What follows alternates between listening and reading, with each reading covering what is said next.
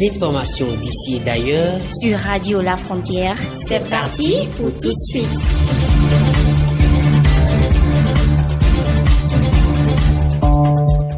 Radio La Frontière, le journal.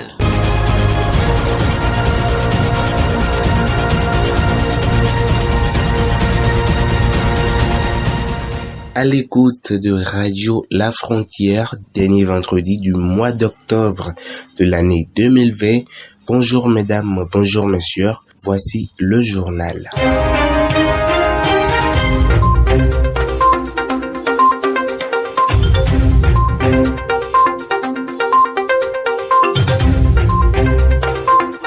En République du Bénin, la Croix-Rouge fait le don de 40 dispositifs de lavage de mains aux élèves des lycées et collèges du Bénin, toujours dans le but de lutter contre le coronavirus dont la situation devient de plus en plus inquiétante au Bénin et également en Afrique. La cérémonie de réception de ces dons a eu lieu en présence du ministre des enseignements secondaires techniques de la formation professionnelle Maounion Kakbou le mardi dernier au sein du collège d'enseignement général CBA de Cotonou.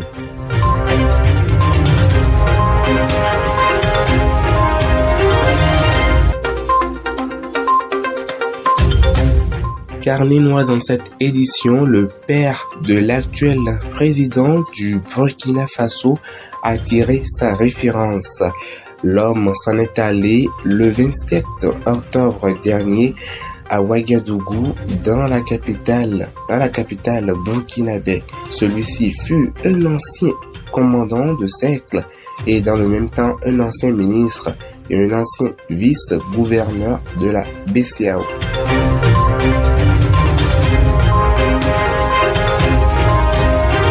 En interactualité, la France se reconfine.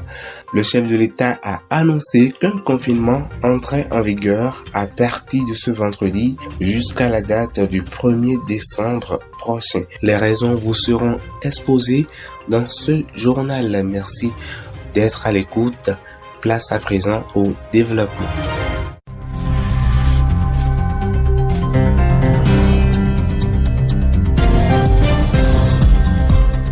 On parle de la COVID-19 dans le cadre de la riposte contre la pandémie du coronavirus au Bénin. La Croix-Rouge béninoise a fait un don de 40 dispositifs de lavage des mains et 12 litres de savon liquide au ministère des enseignements secondaires techniques et de la formation professionnelle. C'est le ministre Maounion Kakbou qui a réceptionné ces dons en présence du deuxième adjoint au maire de Cotonou, M. Gatien Adjabouni, au collège d'enseignement général CBA à Cotonou le mardi dernier. La Croix-Rouge béninoise a en croire son président national, M.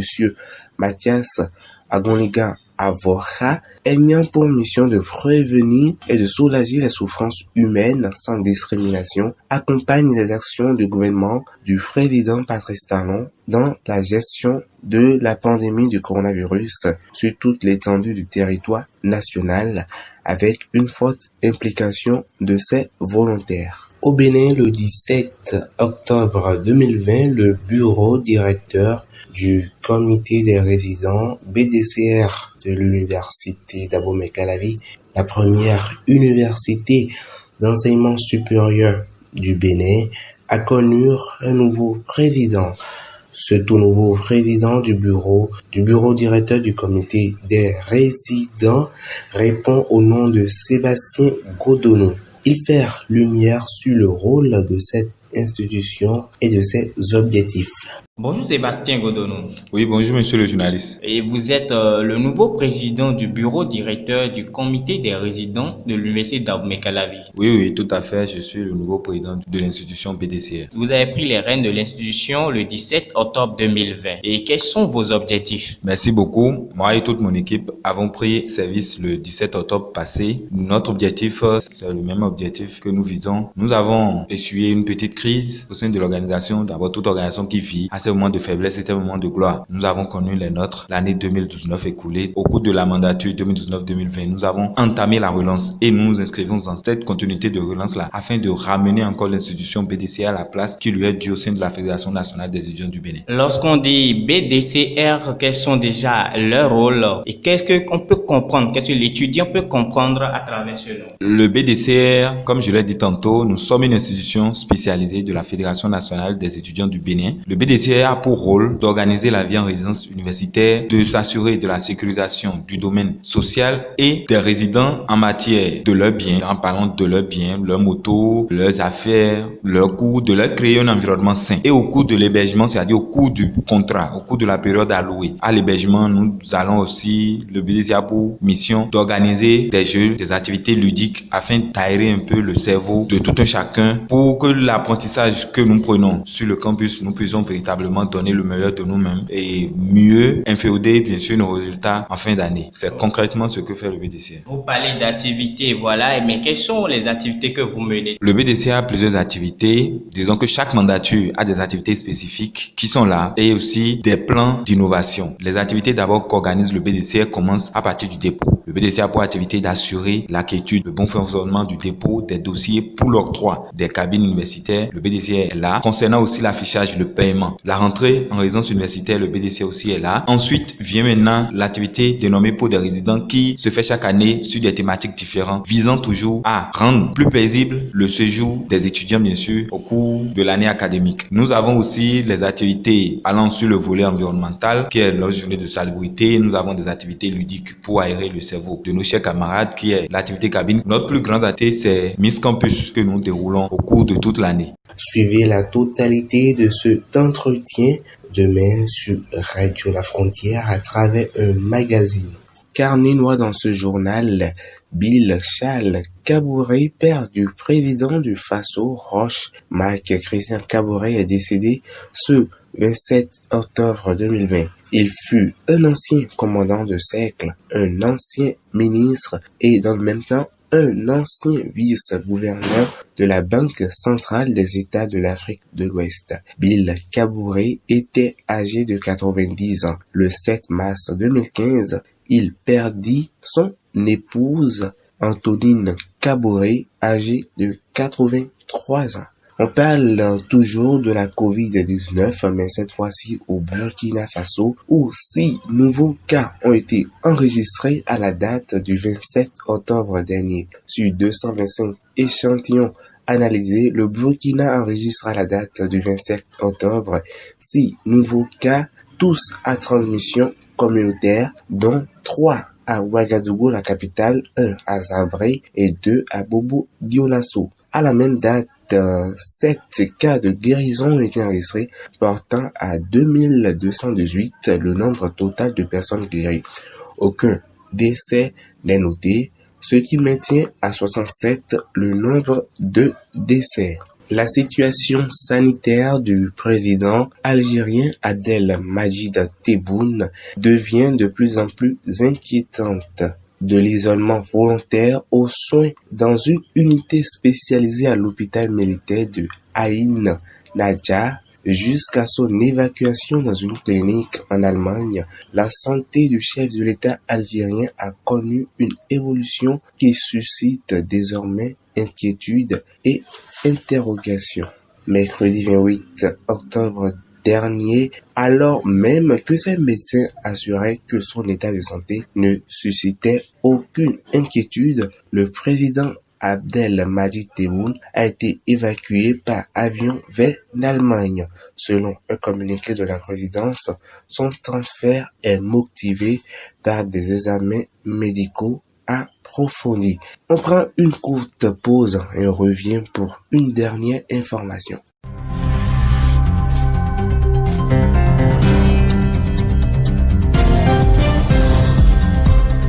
Emmanuel Macron a pris la parole ce mercredi soir à 20h pour annoncer la nouvelle étape.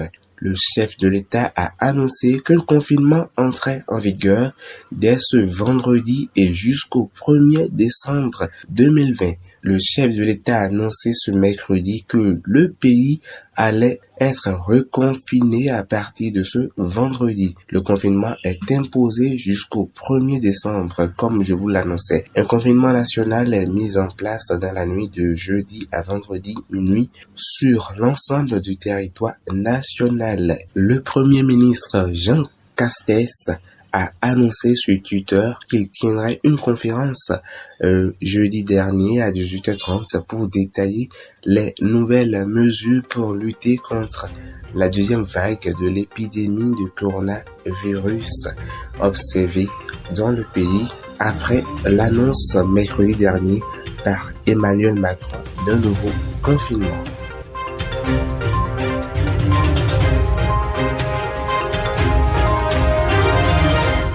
C'est donc la fin de cette édition. Merci à celles et ceux qui nous ont suivis. Toute l'équipe de la rédaction vous remercie. Réalisation Emmanuel Achokede. Présentation Jean-Paul Nkodo. Merci pour la fidélité et la confiance renouvelée. N'oubliez surtout pas les gestes barrières et portez-vous bien. Tout de suite, l'espace publicitaire sur votre radio. JITESAL Bénin, la société spécialisée dans la conception des productions de l'information en informatique et en technologie, met à votre disposition plusieurs services. Conception de cartes de visite et cartes d'invitation, rédaction de tests anniversaires, couverture médiatique pour tout événement, publicité d'articles, assistance en entrepreneuriat, conception de badges, conception de sites web et initiation au commerce digital. Faites confiance à JITESAL Bénin en contactant les numéros suivants. Plus 229 91 99 08 23 ou encore plus 229 60 18 27 42. Communiquer. Une agence de communication digitale recrute des stagiaires dans le domaine de la communication digitale. Faites-vous recruter par l'agence de communication et obtenez des expériences qui vous ouvrent des nouvelles possibilités de carrière. Inscrivez-vous en joignant le numéro par WhatsApp plus 229 67 18 71 50. Appel à candidature. Les ateliers de la démocratie ADEMO 2, un programme financé par le peuple américain au profit du peuple béninois, lance un appel pour une sélection des participants. Si vous habitez dans l'une des villes suivantes: Cotonou, Porto Novo, Ouida, Boïcon, Savalou, Lokossa, Azovin, Bobin, Parakou, Natitengu, Kandi et Djougou. Postulez pour cet appel avant le 21 novembre via le lien www.ademobenin.com/postuler.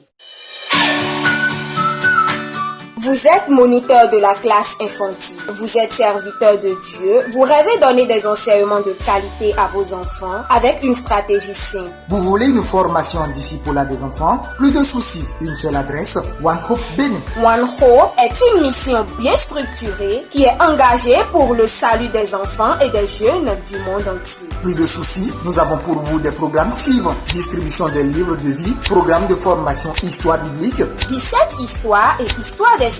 Leadership, ministère pour enfants. Nous sommes situés à Calavi-Zopa en quittant la mairie de Calavi pour Akasato. Premier vont pavé à droite après le carrefour supermarché du pont. 4e rue à gauche, 2e maison à droite. Pour plus de renseignements, contactez-nous au 97 89 22 56 97 11 66 46. One Hope, la parole de Dieu pour chaque enfant au Bénin.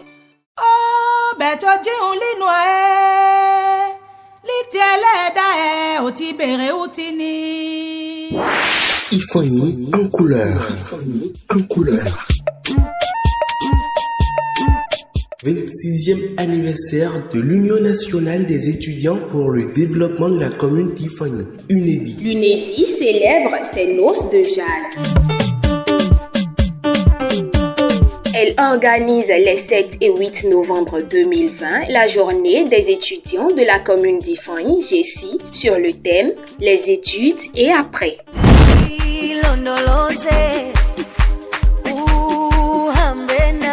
Au programme, conférence débat, distinction des honorables de l'UNEDI, animation folklorique, jeu concours estudiantin. Infoline 00229 67 33 04 71 ou le 96 25 83 02. Avec l'UNEDI, œuvrons pour le développement local et culturel.